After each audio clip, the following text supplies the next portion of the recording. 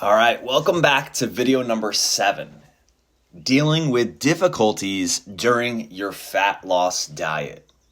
Now, up to this point, we've talked about tracking, we've talked about eating healthier food and food choices, meal timing, the macro breakdowns of protein, carbs, and fats.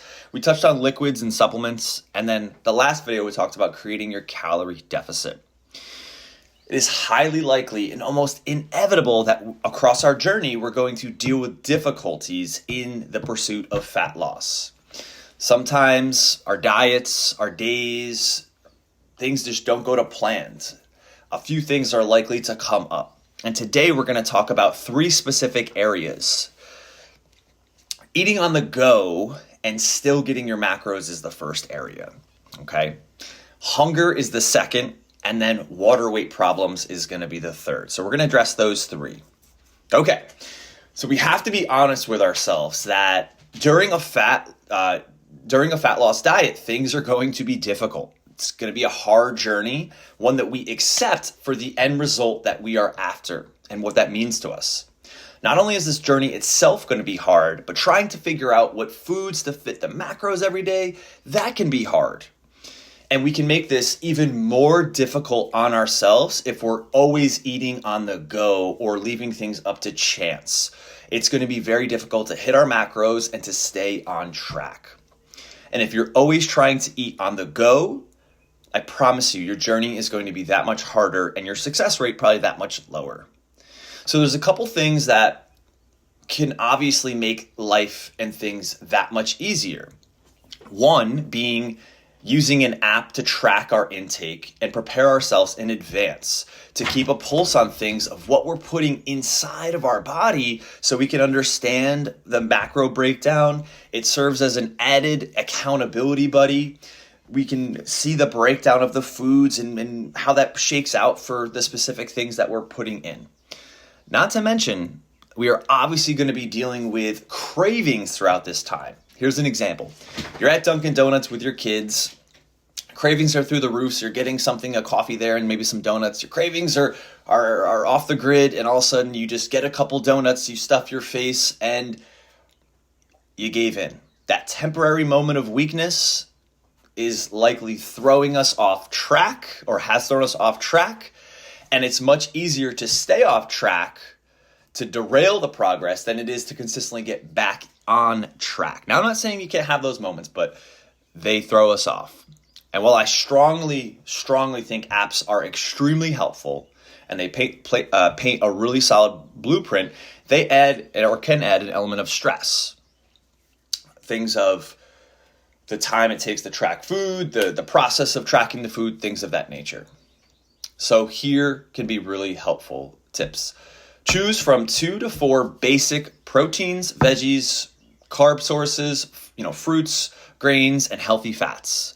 Things like chicken and fish, some broccoli, zucchini, and spinach, some brown rice, white rice, sweet potato, oranges, and some healthy fats like olive oil, avocado, or almonds, things of that nature. You give yourself a couple options where you can mix and match those things and prepare in bulk so you have them readily available to pull from the fridge at any moment to help keep you on track. A little bit of work in the meal prep area will do a humongous job in keeping you on track towards your goal. It will also save you money from eating out all the time. It'll help keep you from making impulse decisions that obviously are going to throw you off track. And another thought here is for those who really just don't like the thought of cooking or meal prepping or creating foods like that, it's a little costlier, but if this is you, there are food services out there that like Trifecta, where you can order bulk proteins, carbs, and fats, or you can even order prepared meals to be delivered to you, and they're already done, and I believe with macros as well. And you could just order those in bulk and pull those from the fridge and have those available. And now you've cut out the process of cooking, excessive thinking, or any sort of meal prep. Again, comes with a cost, but if that's you, you're willing to pay that price, okay? Now, for those times that you just cannot or don't have access to your meals, and you have to eat on the go, let's say a quick gas station stop. Again, use the mentality to go with the best viable options, thinking of your macros. What's the leanest protein source I have here? Is that hard-boiled eggs or some lean jerky sources? Jerky's great. It's just a high protein source with minimally no carbs or fats. What are my best carb sources? Maybe that's a banana or fruit or an apple. Those are always available. And you can grab some nuts. And you've just stayed on track. You had a healthy, balanced snack or meal. And maybe while it's a little less ideal and this area can kind of get gray with all the fillers, there are protein bars or even protein shakes available. And those could be better options than, say, pizza, cheeseburger, or even fast food, staying away from those things. You can construct macro-friendly meals wherever you go. Okay, it just takes a little bit of willpower. And just remember that at the end of the day, fortune favors those who are prepared better, and that helps you obviously stay better and get the results. Now, if you're prepared a majority of the time with your meal prep or even your snacks, you are destined for success. Whereas if you're always eating on the go, impulse, or you're not prepared, this road is going to be very difficult and it might not work out. And that's part of the reason why a lot of people struggle, okay? Next, number 2, let's talk about hunger. Now, hunger we have to accept as a normal part and natural part of the losing fat journey. You will get hungrier and hungrier as you lose fat.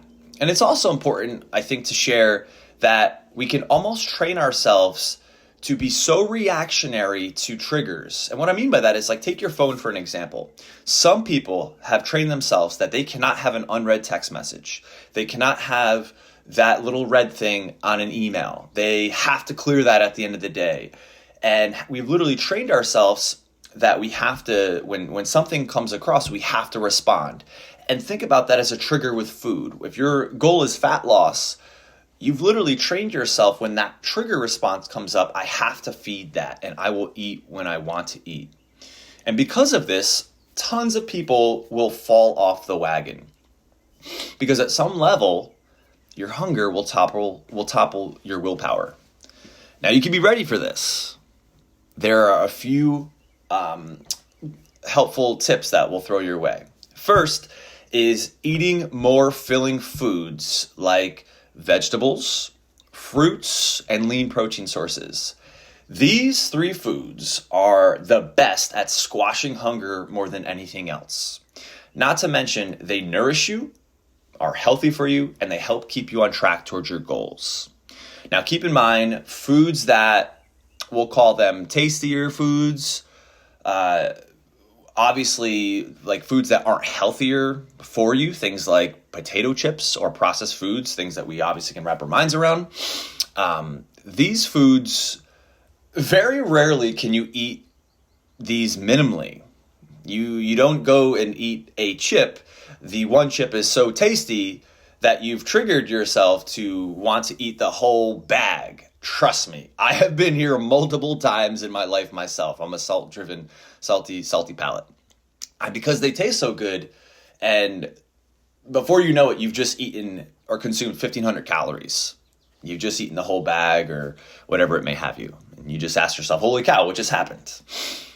A lot of guilt and emotions come with that. Not to mention that when you're on a fat loss diet, our hunger gets so sensitized that you get one taste of a tasty food and you could just lose control because that sensation is so high. It almost gives you a high. So sticking to your prepared meals is going to be key. And I highly, highly doubt that you're going to binge eat and go back for seconds of your egg whites and oatmeal and blueberries and almond butter versus what you would do with, say, a bag of potato chips or something like that. Another quick tip, and we talk about this in our law coaching program, is slowing the eating process down. I know I'm guilty of this. I eat with a spoon. I love eating with a spoon. Some people laugh at me about that. And a spoon can almost be like a shovel. And you could just shovel the food in and you eat so fast that you don't feel satiated. And that can lead you to overeating as well. So doing things like eating and then putting the spoon or fork down, even drinking a sip of water between to fill you. I remember when I was in the military, they made us drink 3 cups of water before we could eat to fill the stomach because water was more important. And the last tip here is being smart and starting to understand yourself better and your hungers, if they are, your cravings when they come, and shuffleboarding your macros to better suit that. A perfect example is I know that I'm hungrier at night, or I get the cravings at night, let's say, and I disperse my carbs to those times, meaning in the morning I eat lean protein, vegetables, some fats, and then I save most of my carbs for the evening when I have those cravings to fill me more. Or maybe you're the opposite. You wake up and you feel starving. Well, you eat most of your carbs and your lean proteins, not all your lean proteins, but you eat carbs and lean proteins here, and then you disperse the remaining part of the day, the veggies, the fats, and you keep the protein consistent as you front loaded the carbs in the morning to serve you if you're one of those people that at night you don't get the hunger cravings.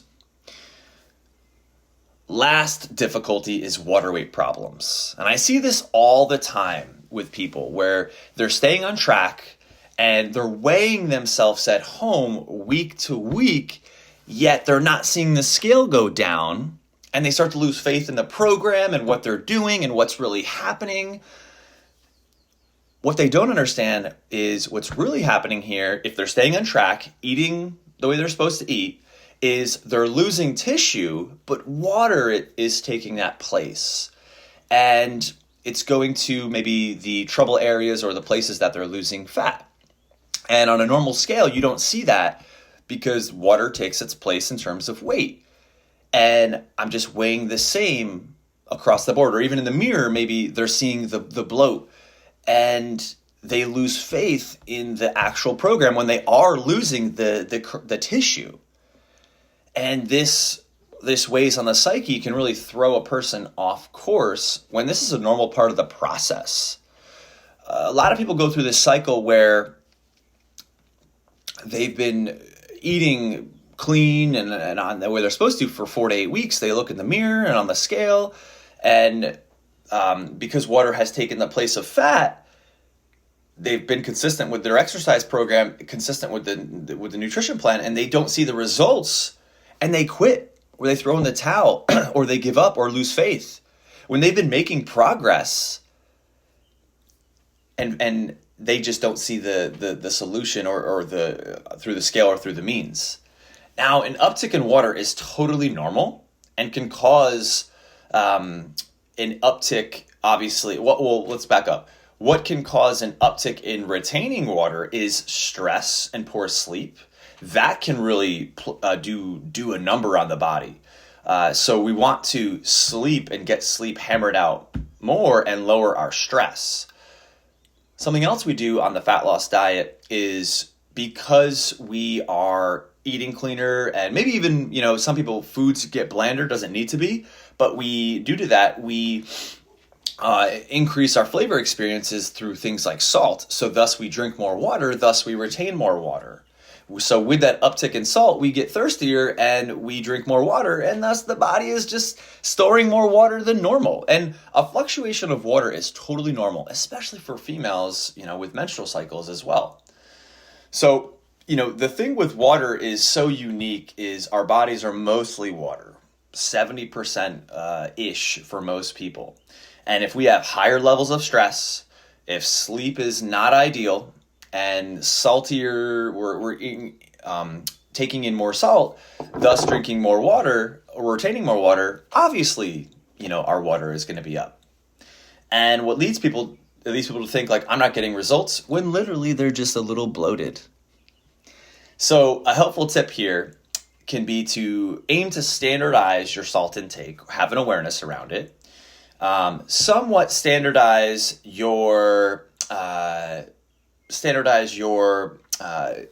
fluid intake to some degree, okay? And be okay with that water fluctuation. That's why the in-body is so critical, okay? In summary here of this whole experience, sticking to your nutrition plan is going to be your best motivation, because when you see the results in the mirror on the scale, that is going to serve as your highest motivation. Each week, seeing yourself get leaner and leaner, opposed to holding on a little bit of water, feeling bloated, not to lose faith there. Use the in-body as a purpose there, or if you don't, know that some water uptick is normal, okay? Don't give up on yourself. Stay on track with your nutrition plan. Let your effort and obviously the results over time, and that could be faster or longer for some people, serve as your motivation. And recognize that there's this change happening with your body where as fat goes, water can easily take its place. Now, there are people who will lose fat, a vast majority, but a vast majority will gain that fat back. So in the next video, we're going to talk about how to set yourself up for success to keep the fat off. Okay, I know I threw a lot at you today, so we'll see you next time.